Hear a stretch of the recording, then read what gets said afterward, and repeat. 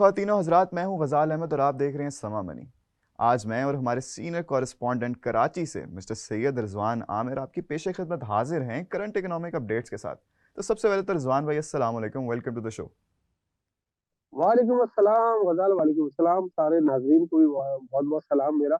जी पूछिए, आप क्या जानना चाहते रिजवान भाई, सबसे पहले तो मेरा आपसे ये सवाल है कि लाहौर में तो अच्छी खासी ठंड है, हमारा जो मौसम है बड़े अरसे से सर्द है, लेकिन हम साथ साथ ये भी देख रहे हैं कि पूरे पाकिस्तान में जो इंतखाबी सियासी गर्मा गर्मी है वो जारी है, वो भी पूरे के पूरे अरूज पर।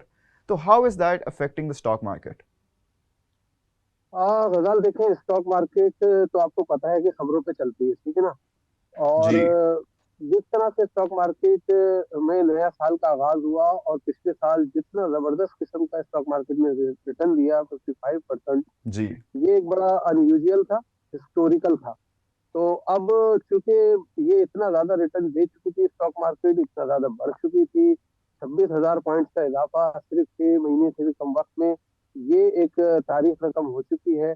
अब जब हम नए साल पे आते हैं तो नए साल में दो चीजें स्टॉक मार्केट के सरमायाकार और मालियाती इदारे, चाहे वो गोरे हो मुकामी हो सब हो, उनको ये देख रहे हैं कि पाकिस्तान में इंतखाबात का ऊंट किस करवट बैठता है, ठीक है। और जी। नई गवर्नमेंट जो फॉर्म होती है वो किसकी फॉर्म होती है और वो नई गवर्नमेंट कितनी तगड़ी होती है।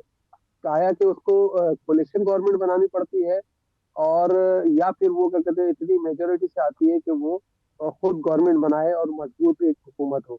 इस पे बड़ी नजर है सरमायाकारों की, क्योंकि यही चीज जो है वो आगे चल के मुश्किल माशी फैसले जो और मजीद करने और जो पहले किए हैं जी। उनको मेटरलाइज होने में ये बड़ी इंपॉर्टेंट होगी ये चीज, कि कोलेशन गवर्नमेंट है या किसी एक पार्टी की अपनी मेजोरिटी वाली हुकूमत है। तो ये है सूरत हाल। यही वजह है कि हम देख रहे हैं कि नए साल में हमें वो जो पिछले 3 महीनों में बड़ी जबरदस्त किस्म की रैली नजर आ रही थी स्टॉक मार्केट में। स्टॉक मार्केट में 1-1 अरब शेयर की ट्रेड हो रहे थे यो रोज, और जी। 1,000 और 2,000 पॉइंट और 1,500 बढ़ना जो कोई बात ही नहीं रही थी, रोज का काम था वो स्टॉक मार्केट का, वो अब हमें बिल्कुल नजर नहीं आ रहा है। स्टॉक मार्केट अब जो जी। चल रही है राल, वो चल रही है खबरों के ऊपर। अगर किसी सेक्टर में अच्छी खबरें होती हैं तो वो सेक्टर परफॉर्म करता है, और अगर बुरी खबरें होती हैं तो वो सेक्टर जो है मनफी हो जाता है। और अगर मार्केट के लिए ओवरऑल अच्छी खबर ना हो, जैसे कि इंतखाबी सियासत के मुकदमात जो आला तरीन अदालतों में इस वक्त जेर समात हैं, चल रहे हैं। जी। चल रहे हैं, और जिन पे बड़े फैसले भी आ रहे हैं, वो मार्केट को हर्ट कर रहे हैं या वो मार्केट को में पॉजिटिव उसको ले रही है, ये मार्केट इसके साथ साथ रिएक्ट कर रही है। तो ये चीज है स्टॉक मार्केट में, क्या कहते हैं, ये इसको बड़ा देख रहे हैं सरमाया का। फिर ये है कि चूंकि 8 फरवरी को इंतखाबात होने हैं, अब 8 फरवरी जी। ज्यादा दूर नहीं रह गया है, तो इसलिए अब सरमायाकार जो है वो नई पोजीशन लेने से गुरेजा है, और यही देख रहे हैं कि आगे जाके जो सूरत बने उसके मुताबिक वो अपनी इन्वेस्टमेंट के फैसले कर सके। लेकिन चूंकि निगरान हुकूमत कुछ ऐसे फैसले कर रही है जिसमें SIFC की बहुत सारी कोशिश शामिल है कि वो जो है जी। वो यूए हमारे जो दोस्त ममालिक है उनसे, और जो हमारे डोनर्स हैं उनसे कुछ ऐसी सूरत हाल हो जाए कि हमारे जो ऑब्लिगेशन हैं डॉलर्स की पेमेंट्स की, हमारे कर्ज की अदायगी की, वो भी हो पूरी हो, हमारी इम्पोर्ट्स की पेमेंट्स की अदायगी की जो है उसको भी फुलफिल कर सके वो, और पाकिस्तान में नई इन्वेस्टमेंट भी आ सके।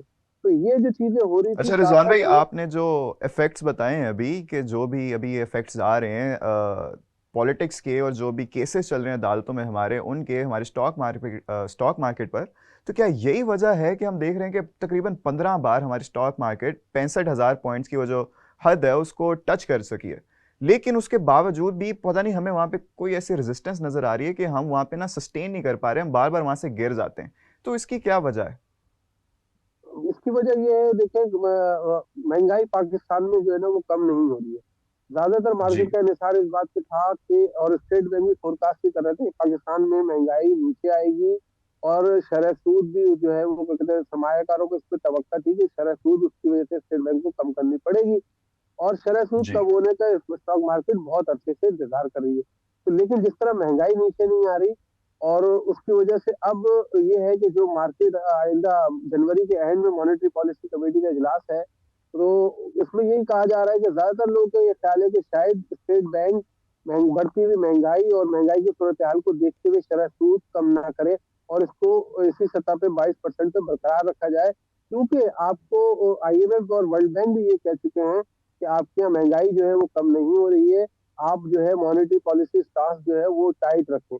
यानी कि वो जी आपको एक तरह से कह चुके हैं कि आप चरस सूद को कम ना करें अभी इस मौके पर।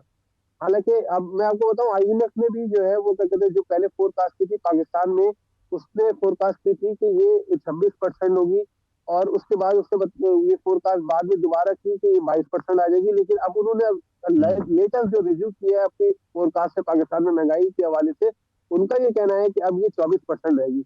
तो ऑल ये अभी भी मतलब जो है कि ये ज्यादा है, जो हमारा क्या कहते हैं जो शरह सूद है 22% बेंचमार्क, उससे अभी भी ज्यादा है। इसके साथ साथ आईएमएफ ने एक और चीज, हमारी जो माशी शरह नमू है वो 2.5% तक रहने की जो है पेशगोई की थी, उसको भी उन्होंने रिव्यू किया है, और अब उनका कहना है कि 2% रहेगी।